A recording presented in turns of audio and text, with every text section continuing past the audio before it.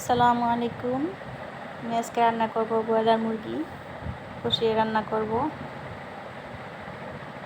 তো আপনারা দেখতেই পাচ্ছেন আমি পেঁয়াজ কুচি ভেজে তার মধ্যে আদা রসুন দিয়ে ভেজে এলাচি দারচিনি তেজপাতা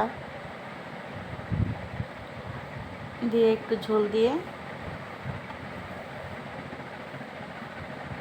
আদা রসুন দিয়ে তারপর কষিয়ে নিলাম।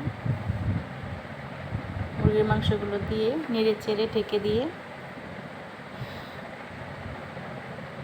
রান্না করব। তো আমরা যারা গৃহিণী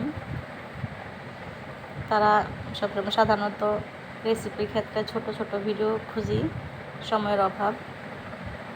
আবার আমরা অনেক সময় বাচ্চাদেরকে ঘুম পাড়াইতে রেসিপি দেখি।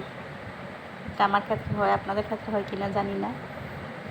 তো আমি মিউজিক ছাড়া ভিডিও দিব, আশা করি আপনারা সবাই পছন্দ করবেন আর সবাই আমার জন্য দোয়া করবেন। এইভাবে রান্না করে দেখেন, অনেক ভালো লাগবে খেতে।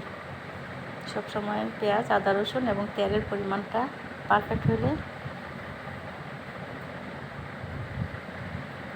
মাংস খেতে অনেক ভালো হয়। আপনারা ট্রাই করবেন। আসসালামু আলাইকুম।